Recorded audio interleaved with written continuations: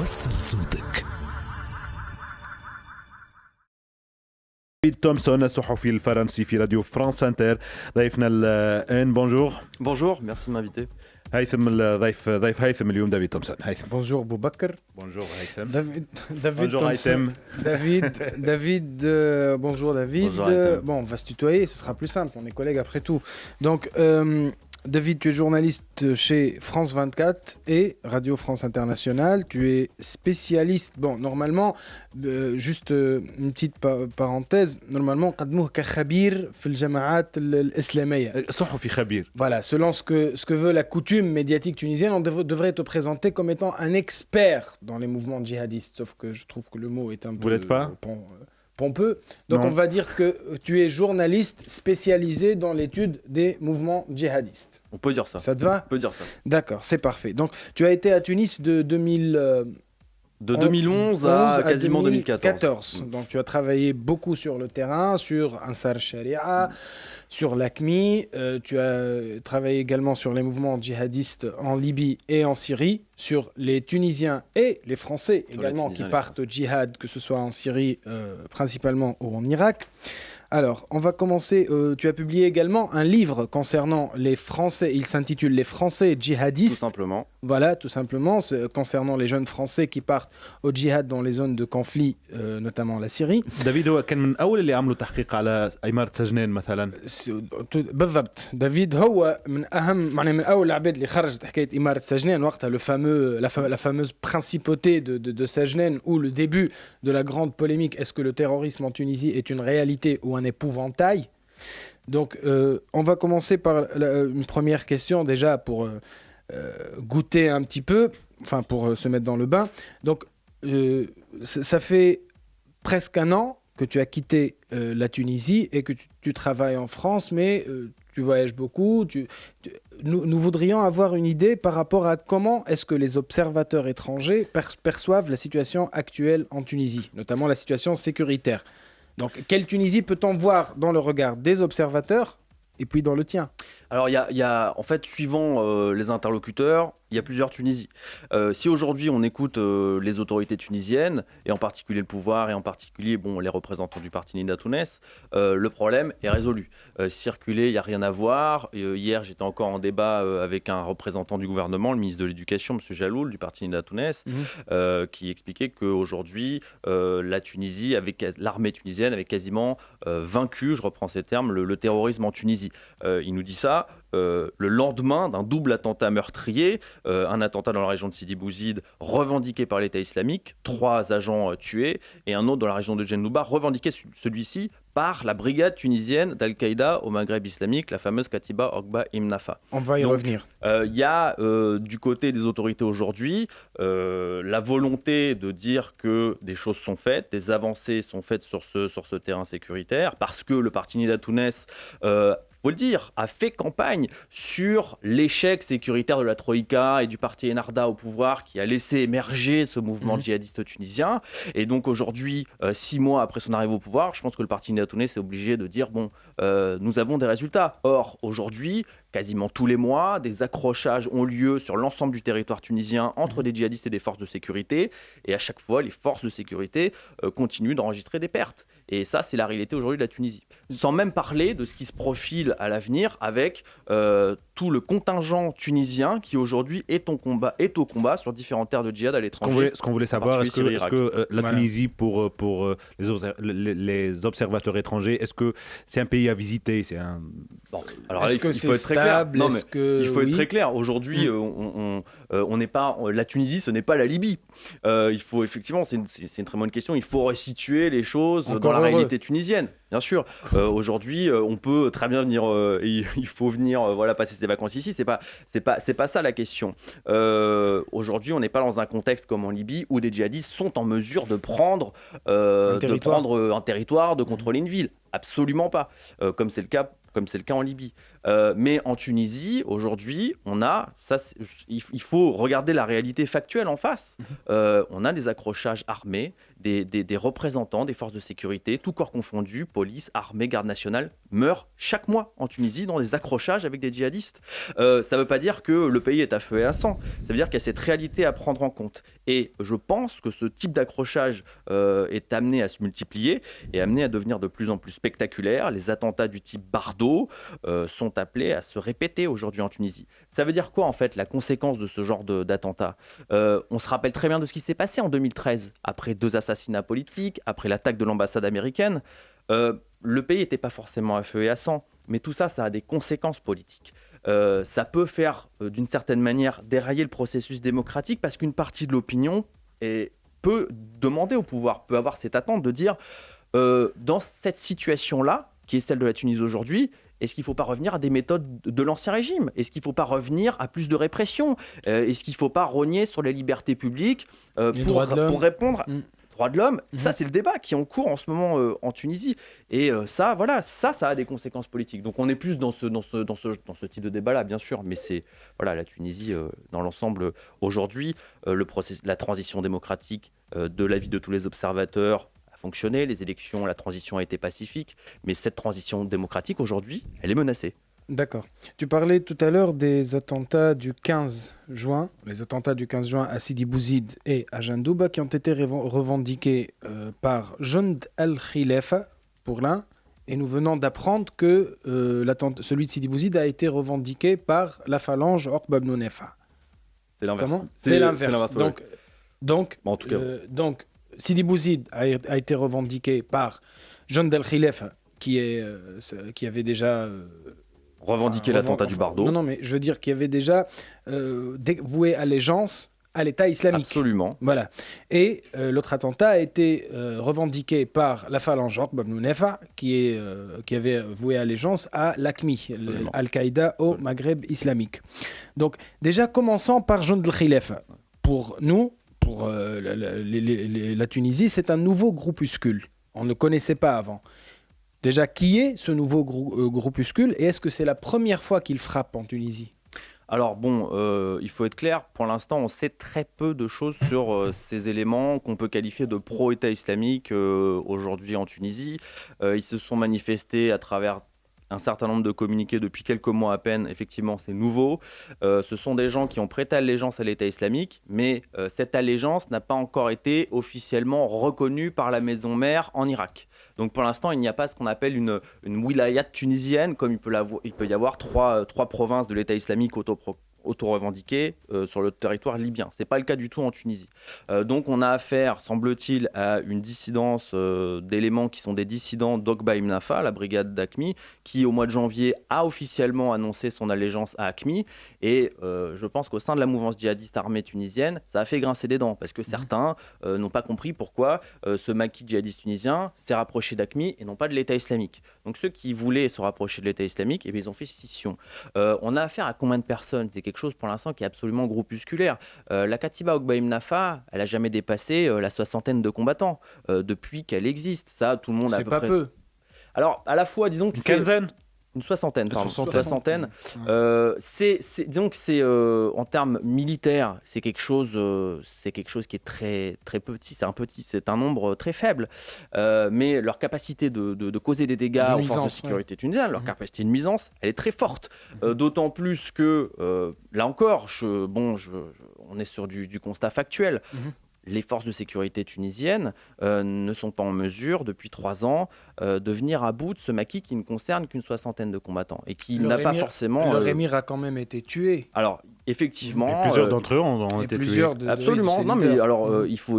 Absolument. L'émir algérien, d'ailleurs, de la Katiba Oqba ibn Nafa a été tué, effectivement. Mais tuer un émir, ça n'a jamais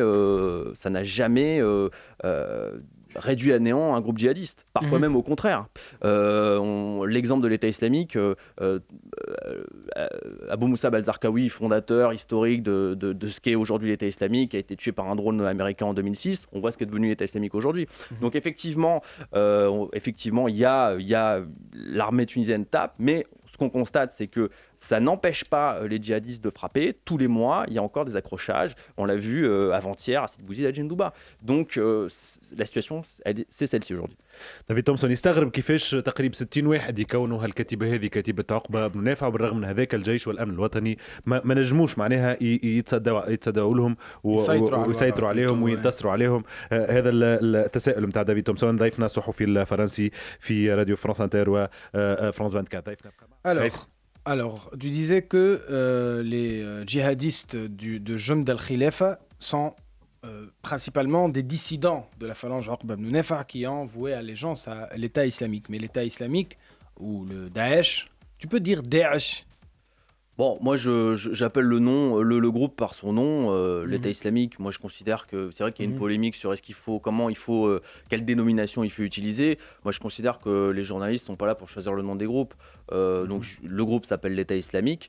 Je l'appelle l'État islamique. C'est vrai que Daesh, c'est l'acronyme qui était utilisé par ses ennemis, mais cet acronyme qui veut dire Dawlat al-Islam fi Irak wa Sham n'a plus lieu d'être depuis le 29 juin, puisque depuis le 29 juin, le groupe a changé de nom, il s'appelle EI tout court. Voilà. C'est votre ministre des Affaires étrangères, Laurent Fabius, qui n'aimera pas ça. Ben voilà. Mais ce que je voulais dire, c'est que d'accord, enfin, les Tunisiens connaissent Daesh comme étant une organisation lourdement armée qui mène la guerre sur le terrain et contrôle des territoires, comme en Irak et en Syrie. Mais quand il y a des cellules isolées, telles que Jund al-Khilafa, qui opèrent sur un territoire là où ils ne contrôlent dans un pays où ils ne contrôlent aucun territoire, comment ils opèrent ? Est-ce qu'il y a des antécédents qui permettraient d'essayer de comprendre ce que projette de faire Jund al-Khilafa ? Là, il faut imaginer la situation de celle qui s'est passée lors de l'attaque du Bardo. C'est-à-dire, on a soit des gens qui sont de simples partisans de l'État islamique, qui sont sur le territoire tunisien, qui n'ont pas forcément reçu un entraînement militaire, mais qui sont en capacité de faire de gros dégâts, parce que c'est très facile aujourd'hui de faire un attentat. Il suffit de se procurer une arme et d'ouvrir le feu dans un lieu public. C'est à la portée de n'importe qui. C'est ça aussi qui fait la force, si j'ose dire, d'un groupe djihadiste aujourd'hui. Il y a aussi, là, pour le coup, c'est précisément ce qui s'est passé lors de l'attaque du Bardo, des gens qui sont allés en Libye, notamment au sein de l'État islamique, de la branche libyenne de l'État islamique, qui ont suivi un entraînement très court, semble-t-il. Selon les autorités tunisiennes, ils sont restés quelques mois là-bas, mais c'est largement suffisant. Même de 2 mois pour certains. De 2 mois, effectivement, mais je crois que c'est largement suffisant pour apprendre à manier une Kalachnikov et à s'en servir dans un lieu public, comme ça a été fait lors de l'attentat du Bardo. En Syrie, en Irak, le Mouaskar, la formation militaire, elle ne dure que 1 mois. Donc, en 1 mois, un combattant sait se servir d'un fusil d'assaut, d'armes de poing, il peut faire de très gros dégâts. Voilà aujourd'hui la menace auquel les autorités tunisiennes doivent faire face. D'accord, toujours en parlant de mode opératoire, on entend beaucoup parler dans les médias, notamment par les experts autoproclamés, de ces fameux loups solitaires. Déjà, que penses-tu de ce concept et quelles sont selon toi les opérations qui ont été réellement menées par des loups solitaires, que ce soit en Tunisie ou en France ? Sur cette expression de loup solitaire, c'est une expression qui fait débat en Tunisie comme en France. C'est à la mode. Ouais. En fait, il faut se mettre d'accord sur ce qu'on entend par loup solitaire. Le loup solitaire en soi, ça n'existe pas au sens où aucun djihadiste qui passe à l'action sur un territoire donné n'est jamais déconnecté d'une organisation. Ça n'est jamais arrivé dans l'histoire. Il est toujours en contact plus ou moins direct, que ce soit par Internet ou physiquement, avec une organisation djihadiste. Ça, c'est voilà. Là où il est loup solitaire... Tu veux dire, il n'y a pas de djihadistes qui se radicalisent tout seuls et qui mènent ces opérations tout seuls. Ils peuvent se radicaliser sans contact physique, mais en général, il y a au minimum un contact via les réseaux sociaux, via Internet ou par téléphone, avec des organisations djihadistes. Donc au sens là, le loup solitaire n'existe pas. En revanche, le loup solitaire, il est loup solitaire uniquement au moment du passage à l'acte. C'est-à-dire qu'il va passer à l'action seul, mais jamais déconnecté d'une organisation. Donc il faut juste se mettre d'accord sur ce terme. Loup solitaire, en fait, c'est pas un terme qui a été inventé par les djihadologues, les experts en terrorisme, etc. C'est un terme qu'on retrouve dans la littérature djihadiste. C'est un terme on a retrouvé en premier dans la littérature précisément d'AQPA, Al-Qaïda dans la péninsule arabique, Al-Qaïda au Yémen. En particulier dans son magazine, le fameux magazine Inspire, qui est écrit en langue anglaise et qui était un peu l'ancêtre des magazines de l'État islamique aujourd'hui. D'accord, mais selon toi, quelles sont les opérations qui ont été réellement menées par des loups solitaires, dans la mesure où loup solitaire égale le djihadiste qui décide de passer à l'acte, qui est quand même lié à une organisation, mais qui décide de passer à l'acte tout seul? Je sais pas, Bardo, Charlie, etc. Oui, on peut considérer effectivement, dans l'idéologie djihadiste, on appelle ça le djihad individuel. Bon, ça peut se mener seul ou à deux, c'est pour ça que souvent on retrouve d'ailleurs des frères, comme les frères Kouachi pendant Charlie Hebdo. Effectivement, on peut considérer que ce qui s'est passé au Bardo, c'était une action de djihad individuel, même si on avait affaire à un tandem, là, en l'occurrence. D'accord. أنا مازال 5 دقائق مع دافيد تومسون. Donc, la Tunisie est désormais le premier fournisseur mondial de djihadistes, avec 30 djihadistes par million d'habitants. Tu as longtemps travaillé sur la djihadosphère tunisienne sur le terrain. Est-ce que tu pourrais éventuellement dresser un profil type du djihadiste tunisien? Aujourd'hui, très franchement, que ce soit en Tunisie ou en France, c'est quasiment impossible de dresser le profil type du djihadiste tunisien ou français. Ce qu'on peut dire, c'est qu'ils ont tous la même idéologie, mais effectivement, en France, on constate que la plupart des djihadistes viennent des quartiers populaires, en Tunisie également, mais ce qui rend complexe la compréhension de ce phénomène, c'est qu'on a aussi des ingénieurs, on a aussi des médecins, on a des gens est-ce que ce serait pas juste parce que la majorité des citoyens viennent des quartiers populaires, tout simplement? Peut-être aussi, mais en France, c'est pas le cas. Donc, c'est ça qui rend complexe cette situation. J'ai vu des gens partir qui avaient un contrat à durée indéterminée, un contrat de travail stable, qui n'étaient pas des gens qui étaient dans le besoin matériel. Donc, j'ai vu que tu avais même trouvé une femme qui vient d'une famille, qui est originaire d'une famille catéchiste et qui n'a jamais connu de musulmans durant sa jeunesse et qui est partie faire le djihad en Syrie. Ça fait partie, ce cas, effectivement, c'est une des réalités de la sociologie djihadiste aujourd'hui. Aujourd'hui, en France et en Tunisie. Si on regarde par exemple en France, souvent les gens disent les gens partent parce qu'il y a un sentiment d'islamophobie très fort en France, parce que les gens se sentent exclus. Oui, c'est un des facteurs, mais il y a toute une série de facteurs. Il y a des facteurs psychologiques individuels à prendre en compte.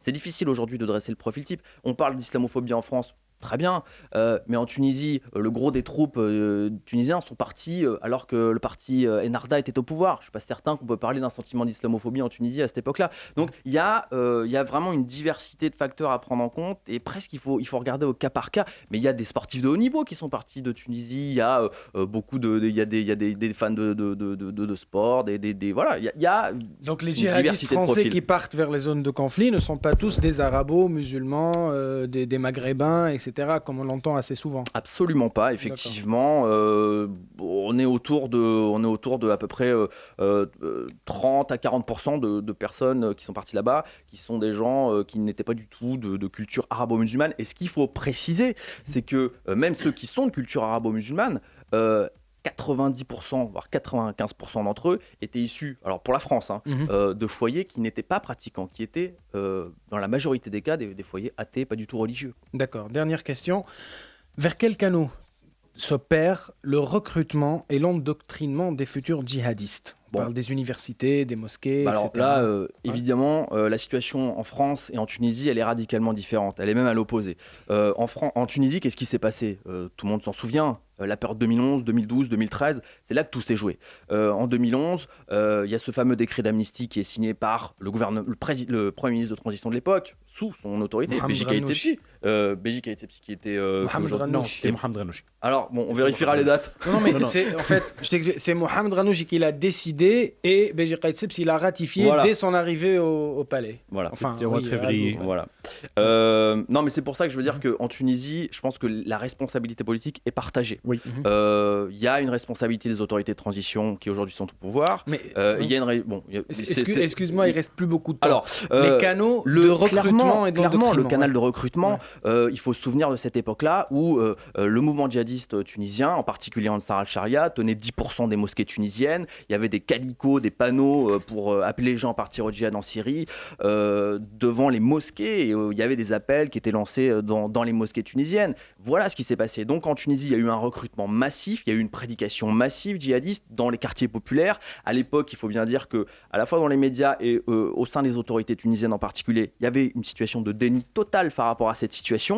Les gens considéraient que ça n'existait pas en Tunisie. Les gens vous disaient que quand il y avait une attaque ou quelque chose qui se passait lié aux djihadistes, qu'on avait affaire à des fausses barbes. Jusqu'à récemment, une grande partie de l'opinion tunisienne était persuadée que ce qui se passait au Mont Chambi, c'était rien d'autre qu'un complot du ministère de l'Intérieur pour faciliter le retour des partisans de l'ancien régime. On en était là à l'époque. Donc, tous ces facteurs mêlés ont fait qu'aujourd'hui, effectivement, la Tunisie est le premier exportateur de djihadistes et de combattants étrangers en Syrie, en Irak et ailleurs, en Libye, mais également au Mali. Bon, pour finir, juste un détail, c'est pas quelque chose qui est nouveau en Tunisie. Il faut se rappeler de ces mots qui ont été prononcés par Abou Moussa al-Zarqawi lui-même, père spirituel de l'État islamique, au moment de la bataille de Falloujah en 2004, dans un communiqué officiel. Il avait dit « Si la ville de Ben Gardan était située plus près de Falloujah à l'époque, nous aurions gagné la bataille en quelques semaines. » 2004, ça veut dire déjà à l'époque, les djihadistes tunisiens étaient très nombreux à combattre les Américains en Irak. Abou Moussa al-Zarqawi rêvait de renforts venant de la Tunisie. Tout à fait. شكرا هيثم، شكرا ميرسي à vous. دافيد تومسون الصحفي الفرنسي في راديو فرانس 24 فرانس انتر وفرانس 24. شكرا ليك.